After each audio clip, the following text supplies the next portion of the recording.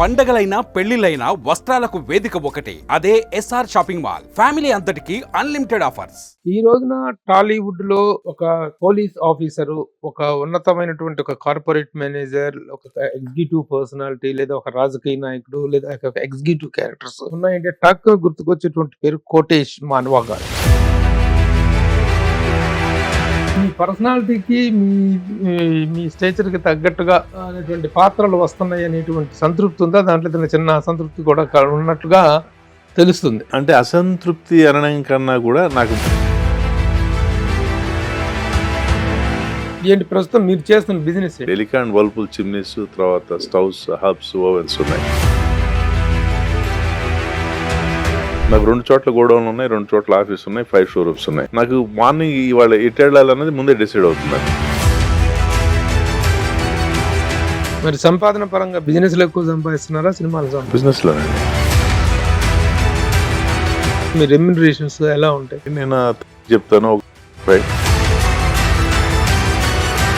ఈ pan India అనేటువంటిది Telugu cinema స్థాయిని ఒక ఇంటర్నేషనల్ స్థాయికి తీసుకెళ్ళడంలో ఎంత దోహదపడిందో, మీలాంటి ఆర్టిస్టుల తాలూకు రిక్వైర్మెంట్ తగ్గింది అనేటువంటి వాదన ఒకటి వినిపిస్తుంది. నేను 100% మీతో అగ్రి అవుతానండి. ఇది ఇన్ డెప్త్ వెళితే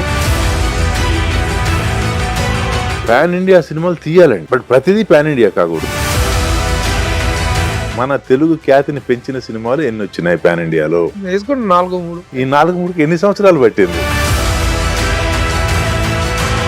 హాయ్, హలో, నమస్తే and welcome to my show from the bottom of the heart in Suman TV, the India's largest digital media platform. ఈ రోజున టాలీవుడ్లో ఒక పోలీస్ ఆఫీసరు, ఒక ఉన్నతమైనటువంటి ఒక కార్పొరేట్ మేనేజర్, ఒక ఎగ్జిక్యూటివ్ పర్సనాలిటీ, లేదా ఒక రాజకీయ నాయకుడు, లేదా ఒక ఎగ్జిక్యూటివ్ క్యారెక్టర్స్ ఉన్నాయంటే టక్ గుర్తుకొచ్చేటువంటి పేరు కోటేష్ మానవా గారు.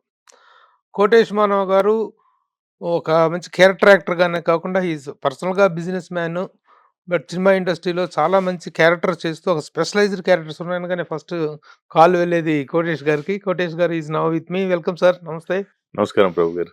మీరు చేస్తున్నటువంటి ప్రస్తుతం తరహా పాత్రలు వీటిలో మీకు ఎలాంటి సంతృప్తి కలుగుతుంది? ఓకే అండి, మనకి కావాల్సింది రాకపోతే వచ్చిన దాంతో తృప్తి పడు. I believe in that. Okay, అట్లా వచ్చిన క్యారెక్టర్స్ చేసుకుంటూ వెళ్ళిపోతుందని ఐఎమ్ హ్యాపీ. అయితే మీ పర్సనాలిటీకి మీ స్టేచర్ కి తగ్గట్టుగా అనేటువంటి పాత్రలు వస్తున్నాయి అనేటువంటి సంతృప్తి ఉందా? దాంట్లో ఏదైనా చిన్న అసంతృప్తి కూడా ఉన్నట్లుగా తెలుస్తుంది. అంటే అసంతృప్తి అనడం కన్నా కూడా నాకు మొదట ఏవైతే అవకాశాలు వచ్చాయో అప్పుడు నేను కొంచెం అలర్ట్ అయ్యి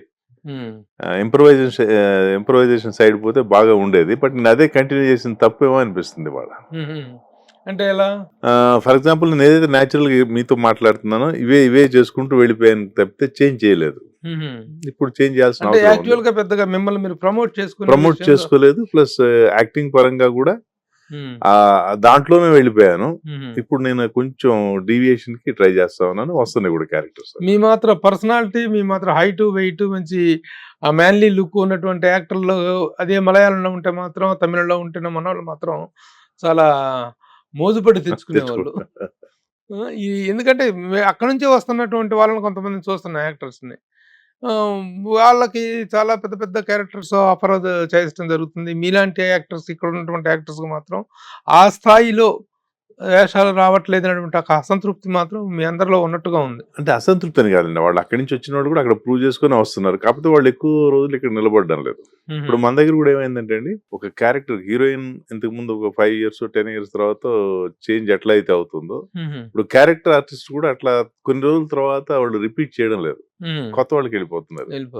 అది ఎందుకు అంటే ఎవరు దానికి ఆన్సర్ లేదు. ఏదో ఫ్రెష్ గా ఉంటుంది, కొత్తగా ఉంటుంది అనుకుంటున్నారు తప్పితే ఉన్న వాళ్ళతో కొత్తగా చేయించుదాము అన్నది లేదండి. అది కొంచెం బాధాకరమైన విషయం. మారింది, ట్రెండ్ మారింది. బట్ వేరే లాంగ్వేజెస్ లో అట్లా లేదు. మనం సపోజ్ తమిళ్, మలయాళ ఇవి సినిమాలు ఓటీటీ వచ్చిన తర్వాత మనం చూస్తా ఉంటే ఎక్కువ వాళ్ళ ఆర్టిస్టులే ఉంటారు. బట్ మన దగ్గర మాత్రం మిక్స్ అండ్ మ్యాచ్ అందరూ ఉంటారు. ఇప్పుడు మీకు దానికి ఒక చిన్న ఉదాహరణ అంటే, ఓల్డెన్ డేస్ కి ఇప్పటికీ ఆలోచన విధానం మారిపోయింది. మీకు నిప్పు లాంటి మనిషి రామారావు గారికి తెలిసే ఉంటుంది కదా. ప్రాణి క్యారెక్టర్ ఒరిజినల్ గా ఎస్వి రంగారావు గారు చేయాల్సింది, ప్రభాకర్ రెడ్డి గారు చేసింది సత్యనారాయణ గారు చేయాల్సింది. ఎస్వి రంగారావు గారు అప్పటికే కొంచెం హెల్త్ సరిగా లేక నేను చేయలేనని చెప్తే సత్యనారాయణ గారిని షిఫ్ట్ చేసి ప్రభాకర్ రెడ్డి గారికి ఆ క్యారెక్టర్ ఇచ్చారు. Unfortunately of course S V Rangarao గారు ఆ పిక్చర్ రంగారావు గారు షూటింగ్ జరుగుతున్నప్పుడే చనిపోయారు. చనిపోయారు. బట్ ఇది పెద్ద హిట్ అయింది. సత్యనారాయణ గారికి కూడా మంచి పేరు వచ్చింది. బట్ ఇవాళైతే ఏం చేసేవాళ్ళు, ప్రాణాన్ని తీసుకొని వచ్చేవాళ్ళు. తీసుకొచ్చేవాళ్ళు. అది అప్పటికి ఇప్పటికి ఉన్నటువంటి తేడా.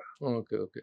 అసలు మీరు సినిమా ఇండస్ట్రీలో మీ కెరీర్ అసిస్టెంట్ డైరెక్టర్ గా స్టార్ట్ అయినట్టుగా అవును, తెలిసిన అవును. అసలు ఏంటి మీ పూర్వపరాలు ఏంటి? మీ నేటివ్ ప్లేస్, మీ నేపథ్యం ఏంటి? నేను యాక్చువల్గా నిజామాబాద్ అండి మాది. మా 1950s లో మా తాతయ్యలు వచ్చారు. 63లో పుట్టింది అక్కడ. కాలేజ్ ఎడ్యుకేషన్ అంతా కూడా అక్కడే. డిగ్రీ చదివింది కామారెడ్డిలో.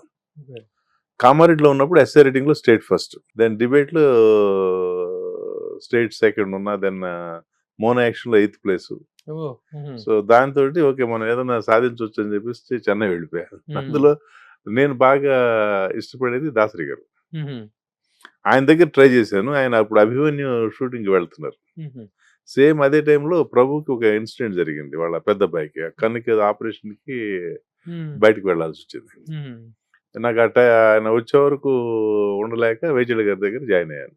ఓకే. ఓకే. వేజల్ సత్యనారాయణ గారు కూడా అప్పట్లో మంచి ఫామ్ లో అప్పుడు ఏమైంది, పరుచూరి గారి నుంచి ఆయన సెపరేట్ అయిపోయారు. వాళ్ళకి ఆయనకి సమ్ డిఫరెన్స్ ఆఫ్ ఒపీనియన్స్ తోటి వాళ్ళు వేరే కమర్షియల్ మూవీస్ కి వెళ్ళిపోయారు. ఈయన దగ్గర నెల్లుట్ల గారు అని చెప్పేసి వెటర్నరీ కాలేజ్ ప్రొఫెసర్ తిరుపతి, ఆయన రాయడం మొదలు పెట్టారు. నేను చేరినప్పటికీ సెకండ్ మూవీ ఇది నెల్లుట్ల గారు రాస్తుంది, అపనిందులు ఆడవాళ్ళకేనా. సో దానికన్నా ముందు ఆయన తేనుకూడు అని ఆడవాళ్ళు అలిగితే అందులో రాశారు. అది తేనుకూడు ఈయన నెల్లుట్ల గారు రాసింది అది.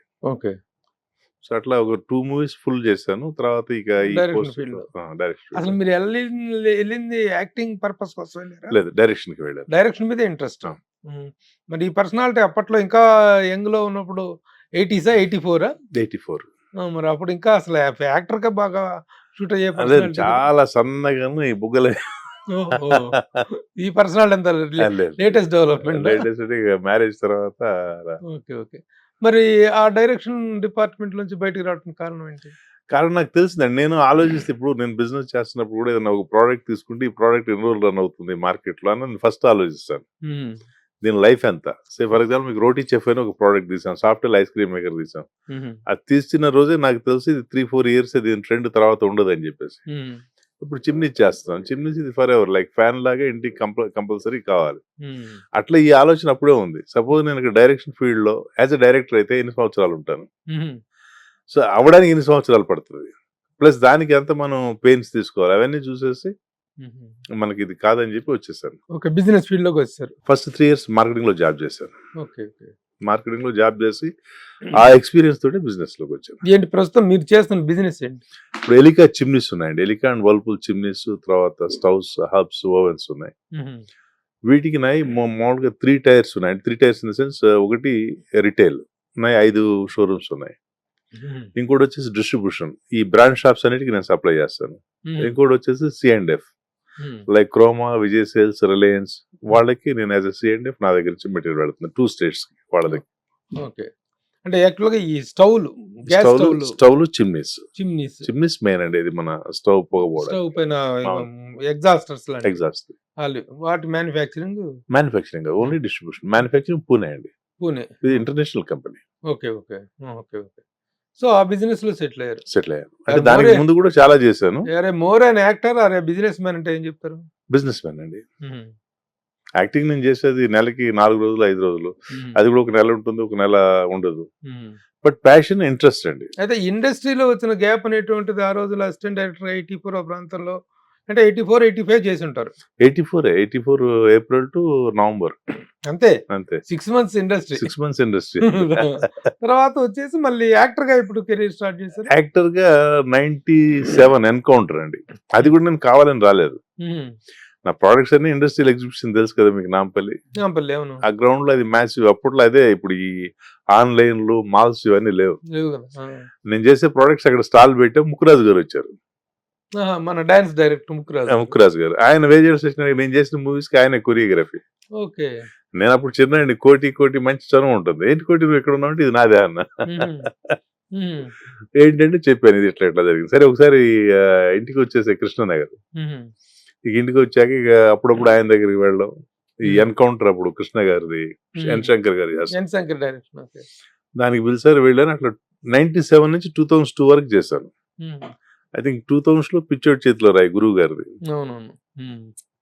చేసి తర్వాత మళ్ళీ 2002 లో మళ్ళీ బ్రేక్. అంటే బిజినెస్ లో బాగా బిజీ అయిపోయాను. ఓకే. ఈ చిన్న చిన్న క్యారెక్టర్స్ ఏం పోతావు, డబ్బింగ్ వేరే వాళ్ళు చెప్పడం అట్లా ఉండేది. మళ్ళీ 2009 నుంచి ఆ సంవత్సరం లీడరు, తర్వాత భీమిలి కబడ్డీ జట్టు, అంటే మిమ్మల్ని యాక్టర్ గా ఇంట్రొడ్యూస్ చేసింది ఎన్కౌంటర్ శంకర్, శంకర్ గారు. S. N Shankar. Very good. ఆ ఇంట్రెస్ట్ ఎలా డెవలప్ అయింది అసలు, యాక్టింగ్ అనే ఇంట్రెస్ట్? ప్రతి మనిషికి ఒక స్ట్రెస్ వచ్చినప్పుడు ఒక్కొక్కరిది ఒక ఇది ఉంటుంది. ఏది మన ఫ్రెండ్స్ తో కలవడం కావచ్చు, లేకపోతే క్లబ్ కు వెళ్ళడం కావచ్చు, డ్రింక్స్ తీసుకోవడం కావచ్చు, ఇట్లా ఇవన్నీ వేరే స్ట్రెస్ బస్టర్స్ ఉంటాయి. నా బిజినెస్ లో ఎప్పుడు స్ట్రెస్ వచ్చిందా, ఆ 97 ఆ టైంలో నాకు మారుతి వ్యాన్ ఉండేది. ఈ జూబ్లీస్ ఇవన్నీ అన్ని గుట్టలు ఇవన్నీ అక్కడక్కడ ఇల్లు ఉండే, అది వేసుకుని ఇటు వచ్చేవాడిని. వచ్చి మొత్తం ఎక్కడే తిరుగుతూ ఉండేవాడిని జూబ్లీస్ లో. వీళ్ళు కూడా అంత ఏమి లేకుండా వచ్చారు, ఇది చేస్తా ఉన్నారు, ఇక్కడ పొటెన్షియల్ ఉంది అని కొంచెం అలా గాలి పీల్చుకొని మళ్ళీ మోటివేషన్ ఇంటికి వెళ్ళేవాడు. ఇక ఆ టైంలో మనం ఇందులో ఎందుకు ట్రై చేయకూడదు, at least as a stress buster అని చెప్పేసి ఇటు వచ్చాను. వచ్చిన తర్వాత 2002 లో నేను మళ్ళీ చేసిన తప్ప ఏంటంటే గ్యాప్ తీసుకున్నాను 9 వరకు. అంటే 7 years లేను అసలు. ఎప్పుడైనా గురువు గారి సినిమాలు, మోహన్ బాబు గారి సినిమాలు పిలిస్తే వచ్చి చేసేవాడిని. తర్వాత ఈ 9 లో ఇవన్నీ సినిమాలు అయిపోయిన తర్వాత ఇక మళ్ళీ చేసుకుంటా ఉంటే నాకెందుకంటే ఒకటండి, మీకు early morning 3 o'clock 5 o'clock even 3 o'clock లేచి షూటింగ్ వెళ్ళిన ఇవి కూడా ఉన్నాయి. సన్ రైజ్ షాట్ తీయాలి అంటే అలా వికారాబాద్ వచ్చేసి వెంకటేశ్వర స్వామి గెటప్ వికారాబాద్ ఫారెస్ట్ లో చేసాం 3 o'clock. వేరే ప్రొఫెషనల్ ఎక్కడ ఉండదు. ఈ డిసిప్లిన్ ఆ టైంకి సన్ రైజ్ షాట్ తీయాలి అంటే మొత్తం 24 ఉండాల్సిందే అక్కడ. ఇప్పుడు అది నా బిజినెస్ లో కూడా చాలా ఉపయోగపడుతుంది. సే ఫర్ ఎగ్జాంపుల్ ఇప్పుడు మాకు ఎట్లా ఉంటుందంటే, రిలయన్స్ గోడౌన్స్ వాళ్ళు ఫస్ట్ టైమింగ్స్ ఇచ్చేస్తారు. బండి ఏదైతే 12 o'clock వెళ్తుందో అది సాయంత్రం 6 ఒక్కోసారి ఈవెన్ 12 కూడా అవుతుంది అన్లోడ్ అవ్వడానికి. నేను ఎర్లీ అపాయింట్మెంట్స్ తీసుకుంటా. 6 o'clock ఇచ్చినా తీసుకోమని చెప్తాను. నేను డ్రైవర్స్ కి ముందే చెప్పేస్తా, రే బాబు మీరు 4 గంటలకు వచ్చేసేయండి, మీకు 12 గంటలకు నేను ఇంటికి పంపించేస్తాను. సో ఆ 4 గంటలకు నేను లెగుస్తాను, వాళ్ళు లెగుస్తారు, మొత్తం బళ్ళు లోడ్ అవుతాయి, ప్లస్ వాడికి ఇది ఉంటుంది. అది నాకు ఇక్కడ బాగా ఉపయోగపడుతుంది. అంటే ఇక్కడ ఉన్నటువంటి ఈ మోడస్ ఆపరెండా, అవును, ఎన్ని గంటల ప్రతి కాల్ షీట్ అంటూ వేస్తే దాన్ని రెస్పెక్ట్ చేయటం, అవును, అలాంటి ఒక డిసిప్లైన్ అనేటువంటిది. సరే, ఆ సెకండ్ టైం మళ్ళీ ఇంకొక బ్రేక్ తీసుకున్నారా ఎన్కౌంటర్ తర్వాత? మళ్ళీ ఎన్కౌంటర్ నుంచి 2002 వరకు చేసి మళ్ళీ బ్రేక్ తీసుకొని మళ్ళీ 9 నుంచి కంటిన్యూ అయ్యాను.